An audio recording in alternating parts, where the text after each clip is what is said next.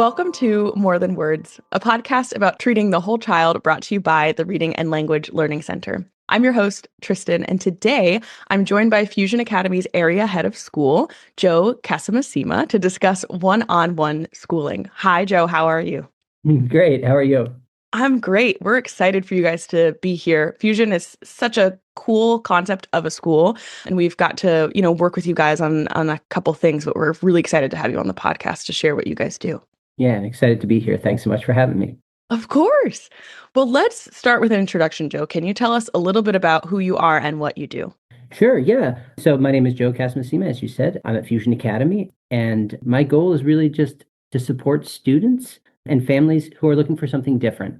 And our one-to-one school is that different thing. So Yeah. when people are looking for something different in the community and wondering a little bit about us, I'm here to answer their questions and help support them through the process. Awesome. Well, if people are looking to find you guys, where in the world are you? Because I don't know that I mentioned that. And where can people find you online? Sure, yeah. So we've got a number of campuses in the DMV. We're in Tyson's Corner, in Reston, in Leesburg, and in Alexandria in Virginia. In Maryland, we're in Rockville and Columbia, and then we have a DC proper campus in DuPont Circle. To find us online at www.fusionacademy.com. Perfect. And I'll link that in the show notes and people can find you guys that way. Great. Awesome. Well, let's hop into these questions. So many parents picture school as, like the classroom, traditional classroom setting. There's one teacher, there's like 20 students, maybe 30, like it's gotten crazy at this point, right? So what does a one-to-one school day actually look like? Yeah, that's a great question. I think to put it simply, it's structured, but it's flexible and personalized. And how I like to describe the day, and the day can vary because of the flexibility, but just Right. to give a description, a typical day in air quotes is about 7 hours. Wow. And in that 7 hour day, and it needn't be, but only 2.5 hours are spent one to one. Oh, The rest of wow. the time is spent with peers. So a typical student, is only getting that one-to-one time when they're learning the content in the classroom. And Right. those are 50-minute sessions. The rest of the time, they're in clubs, they're engaging with other students, they're working on homework and projects and things like that. But the content, when you're in the classroom, instead of a teacher trying to move a whole group at the same pace, the day is really built around the individual student. Right. So that means that instruction moves as fast or as slow as the student might need.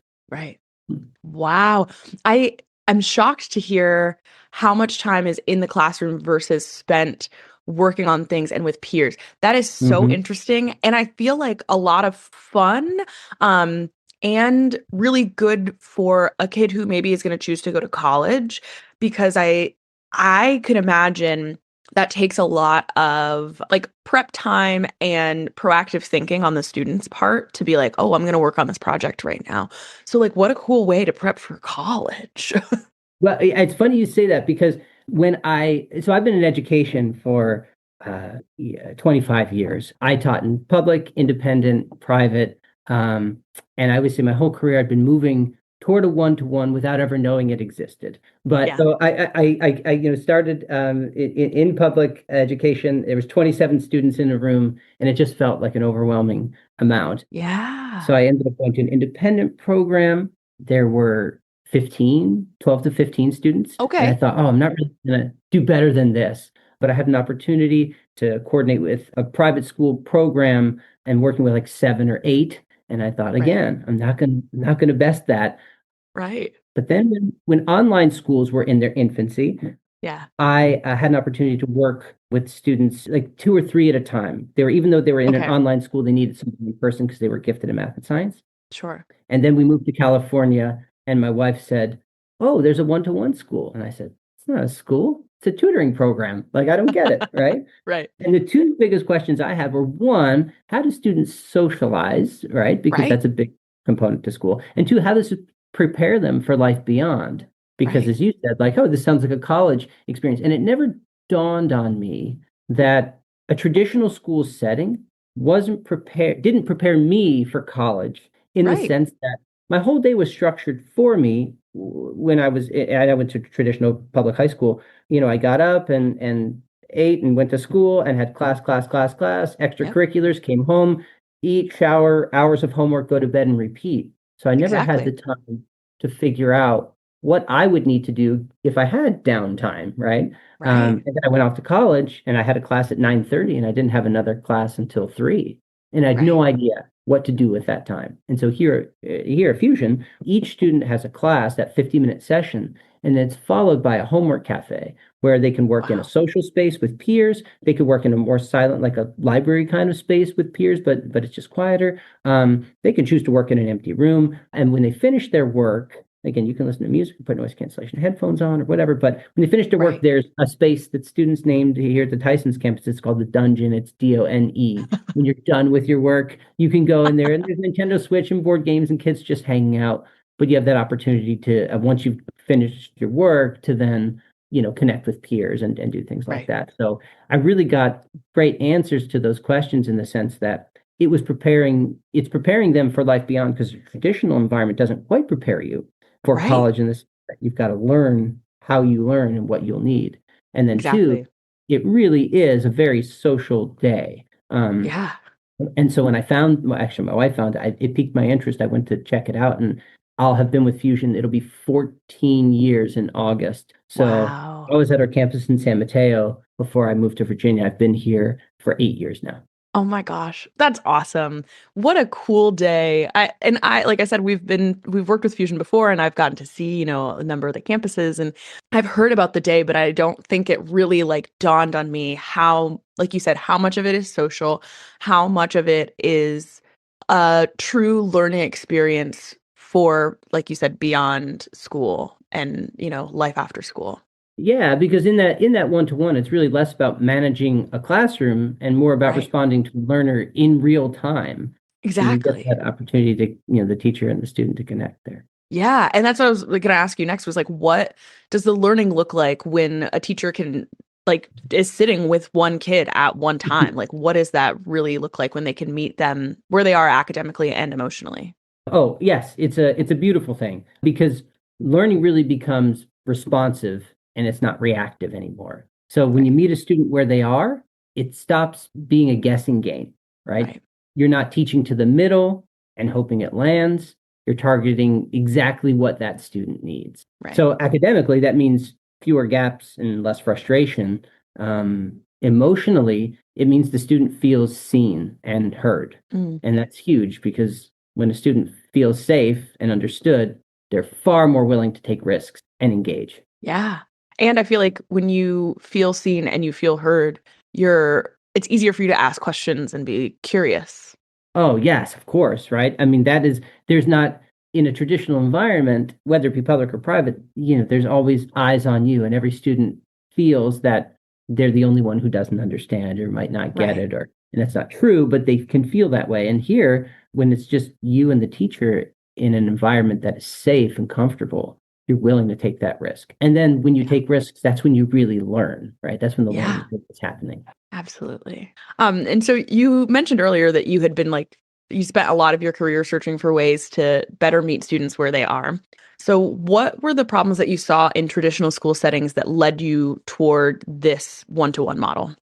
Yeah, I think it was really because, as I said, my whole career I was moving toward that one-to-one, but I think it Yeah. was because there was a mismatch between the system pace and the individual needs. Yeah. I kept seeing students who were falling through the cracks, not because they couldn't learn, Right. but because the environment wasn't built for them, right? Mm, Some were overwhelmed and shutting down.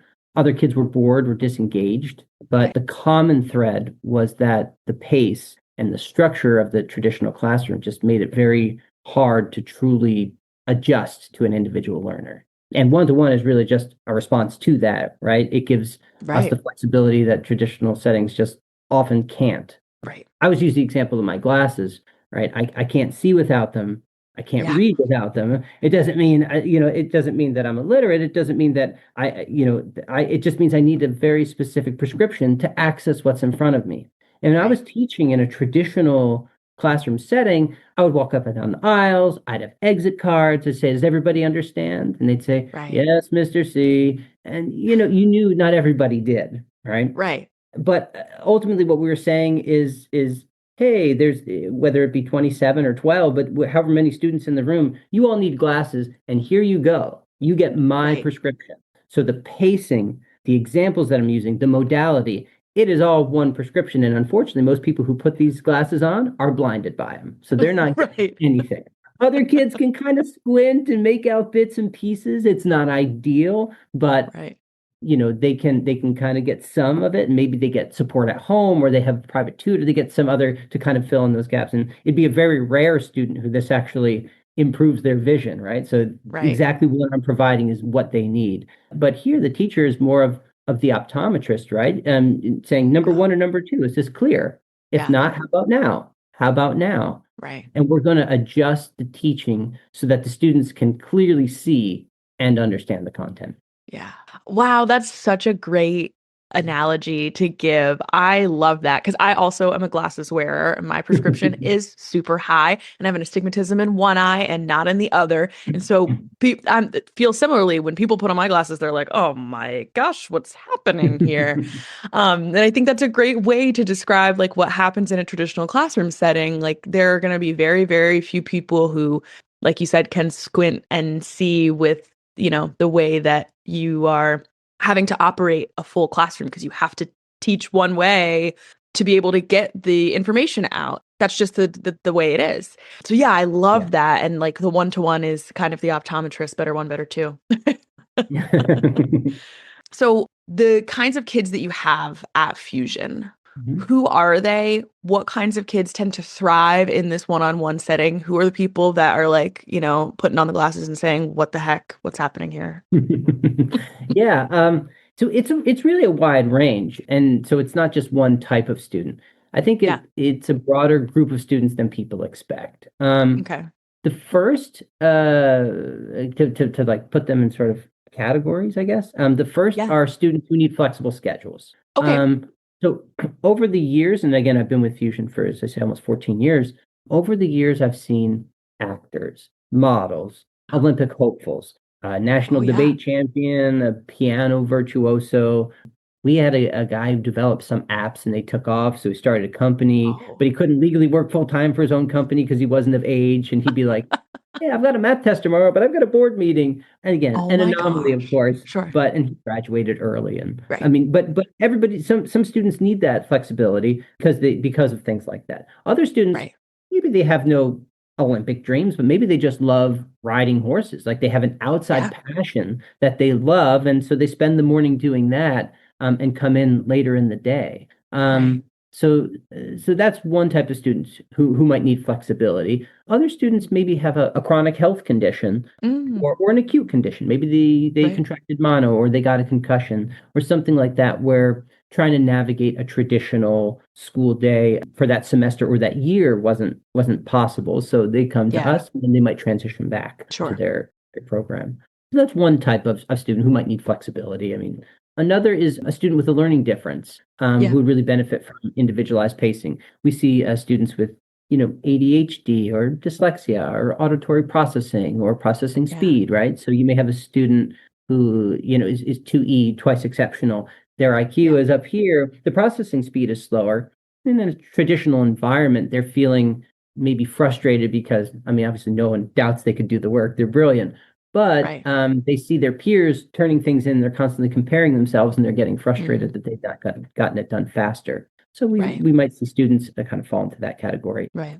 Other students are maybe students who feel anxious or Mm. overwhelmed, or they're dealing with something like that. I think a lot of school doesn't cause the anxiety, but it exacerbates it for a lot of kids. And I think Of there's a course. Yeah. number of aspects to our program that tend to reduce that are inherent to our program. So the first is we have flexibility, right? And Right. that's not just in the day, but even the start time, right? We open at 7:30. Right now, we have two students who come in at 7:30. Nobody else wants to be here Wow. that early.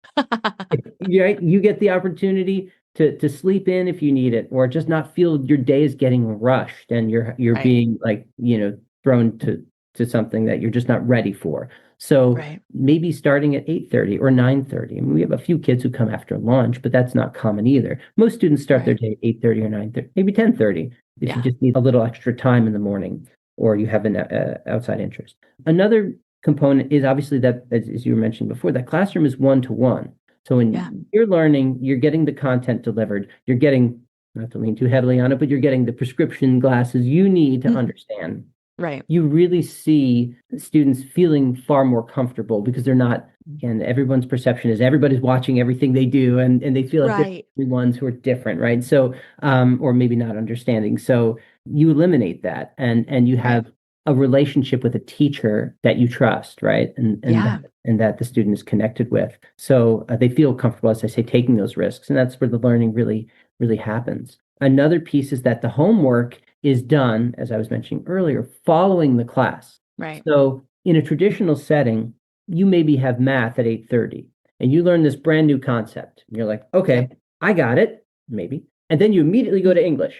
And then Right. you learn this brand new thing, right? And then Yeah. you go to social studies or history. You do that all day. And Yep. then you have extracurriculars or whatever, and you come home and you go, what was that math thing I learned at 8:30 this morning? Like, you No know, idea. yeah.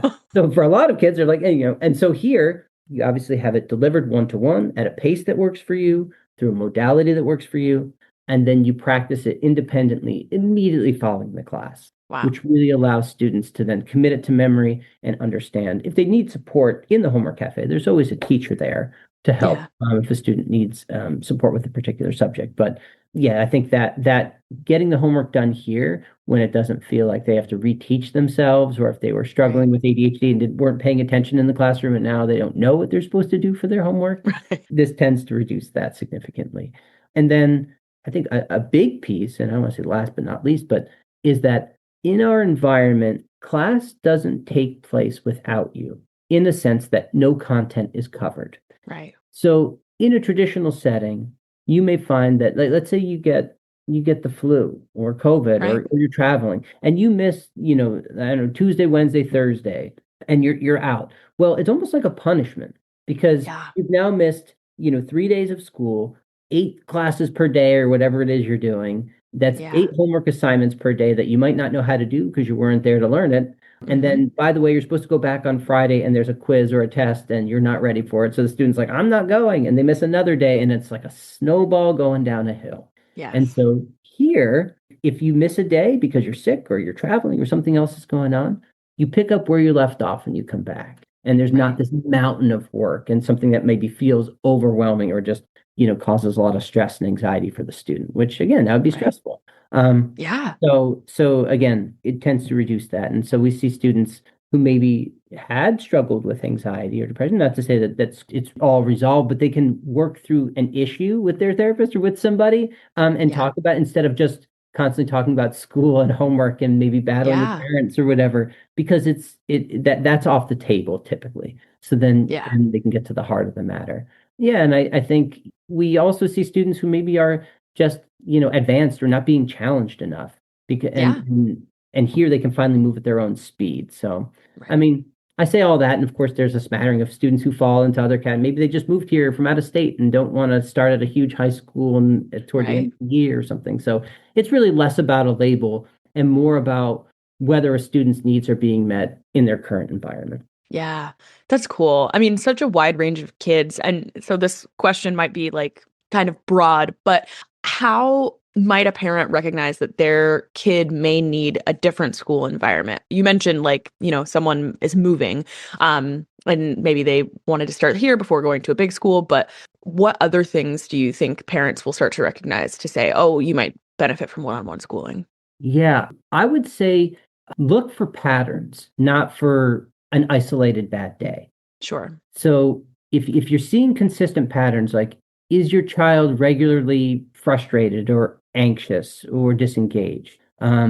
Are they spending more time and energy coping than learning? Mm, Are you hearing things like "I'm dumb" or "I hate school"? I think those are the things where those are the signals that something isn't aligning. Not that something's wrong with the child. right. Yeah. Um, so then once a kid gets to you guys, how does that like one-on-one model allow students to collaborate with outside supporters like therapists you'd mentioned before, tutors and specialists? Because a school can't always meet every kid's like traditional school can't meet every kid's needs. Yeah, no, of course. I think there's probably two.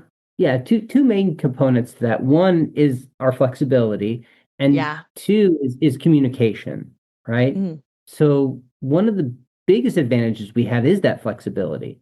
Because right. the schedules are individualized, we can really coordinate more easily with therapists or tutors or specialists. But just as important as that is that we actually communicate with them. So Right. we get to align our strategies so that the student gets consistent cross environment support, right? So it becomes Right. a team approach rather than these silos, I think, that you see oftentimes for students. Yeah, that is cool. And what a, because as speech therapists, sometimes we have the opportunity to like work with the kids teacher or in some like another provider that they have, and it's always so nice. Like I'm not a therapist here, but I hear from all the therapists, they always say it's so nice to be able to chat with the other providers and get aligned on what is being provided, or even just to give the information of like, this is what we've been working on with Timmy. He's doing well here. He needs more support here.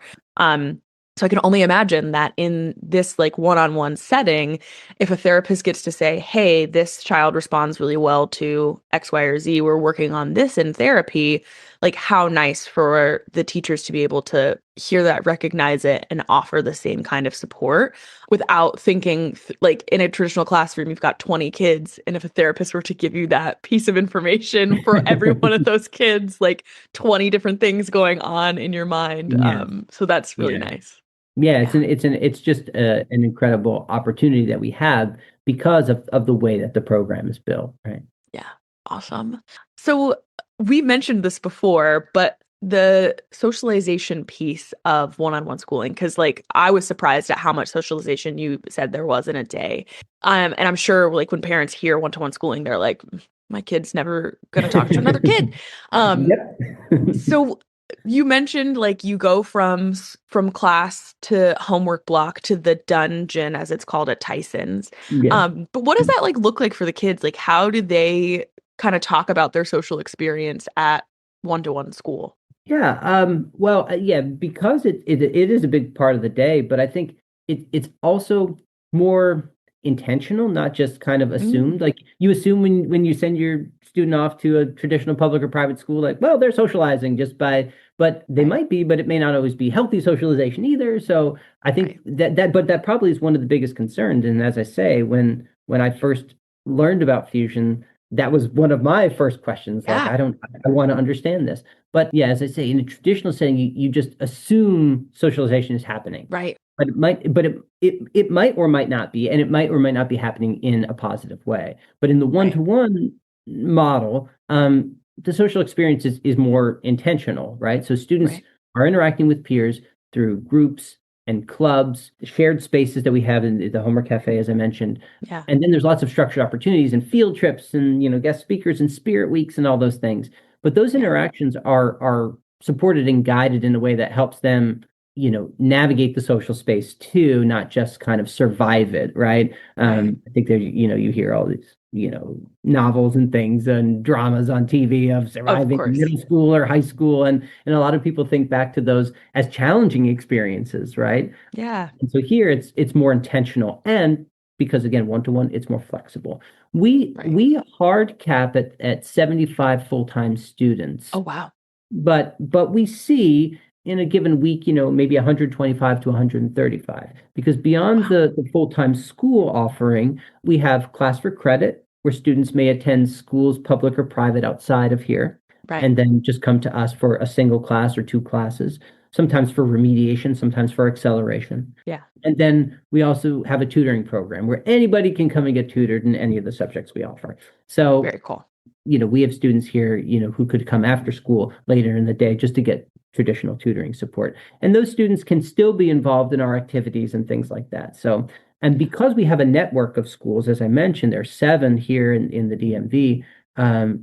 We have like this Friday, we have prom coming up, Oh, right? And fun. yeah, you might think, oh, well, how many, but if each class has, 30 kids who can attend prom and they bring their plus ones, I Right. mean, you're looking at potentially 200 plus kids at prom Wow. if even half of them show up. So yeah, it's a lot more, I think the socialization and the opportunities here are a lot more robust than I think one would imagine, than I imagined when I first Yes. heard about fusion. Absolutely. Oh, I love that. So the clubs that happen, those are during the school day? So yeah, great question. So every day from 12:30 to 1:30 is lunch. It is the full hour for everybody. So that Wow. way everybody gets the opportunity to participate. Like every week or so, there's a community meeting where the whole student body gets together. We have like student leadership council, like a student government, Yeah, and they'll cool. talk about the events that are going on. The clubs that are taking place are typically voted on each like quarter, so that Okay. way new clubs can pop up, every so many weeks. Like right now we've got, oh, let's see if I can remember the new ones. There's a game club, a community service club, an art club, a Dungeons and Dragons club, something Nice. called a snack club, which sounds delicious. I don't know Oh, exactly what they do. But yeah, and in the chess club, the clubs can form, as I say, during a student meeting, if a student has an idea, they can say, hey, we're interested in forming this club. You get two other students to join, you get an advisor, club is formed. So students can participate as much or as little as they want in those yeah. particular clubs. In the past, and we just not this year, but we've had some clubs that wanted to take place after school Okay. because of different things that were going on. And so they Sure. coordinated that after school club, which can happen. We just don't have any currently. But yeah, Yeah. there's a lot of flexibility with that. And then students can also, you know, connect with each other over a shared interest, which is also really Right. nice. Yeah. And that's cool. I like that it's during like built into the school day. Especially because like, you go for a traditional day starts at like 7:30, you finish at I don't know what times anymore, but you finish at like 2 and then you've got your extracurriculars and then you've got to run home and do your homework and all of that. And it just makes the day extra long. Yes. And so You yeah, know, it's here, fun. yeah. But and yeah, and this day this is nice because again, as I say, yeah, it's built in and the homework is done here. Right. So then that way when you go home, if you want to participate in other things, Right. those are still available to you and with a lot less stress because you don't have to make up do all this work and do all those other things, Right. right? Yeah, Exactly. exactly. Wow, how cool. So if a student is struggling in their current school environment, what would you want parents to know about exploring different learning models? Mhm. I would say, given, I mentioned I was in California and Yeah. I was in the Bay Area there, and it was a high stress environment. And I moved to Northern Virginia, but I found it was a similar high stress environment. A lot of times Yes. students are feeling pressure, whether it be, external or internal. But I Sure. want parents to know it's about fit, not failure. Mm, Exploring a different model isn't giving up. right. It's just being responsive to your child. There isn't one right way to educate every student. The goal is to find an environment where your child can feel confident, engaged, and capable of learning. I think sometimes that just means being open to doing things differently. Yeah. Oh, that's great. And I love that you mentioned like that hit that nail on the head, right? Like it's not failure to try something different.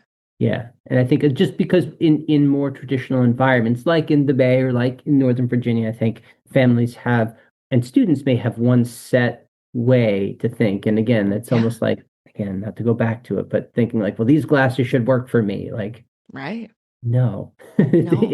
In fact, when you think about it in that way, you're like, in fact, the odds of any glasses I randomly pick up and working for me are very unlikely. Very, very slim. So, Yeah.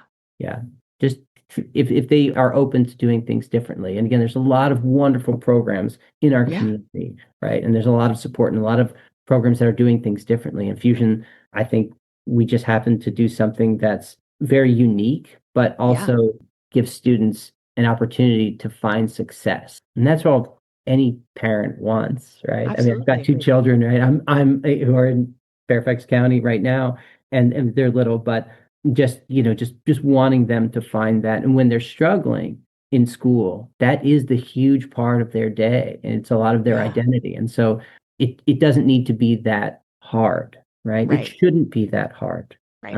And it's so much easier to see the world when you've got the right classes. Exactly. Oh, well, this has been fabulous. I can't tell you how much we appreciate it. It was so interesting to just like pick your brain on one-to-one school, like what a novel idea. So thank you for being here. Yeah, thanks so much for having me. It was great. Yeah, this was fun. Thank you so much to the audience for listening. Make sure to subscribe and leave us a little rating and review. It helps other folks find the podcast, and we'll chat with you next time.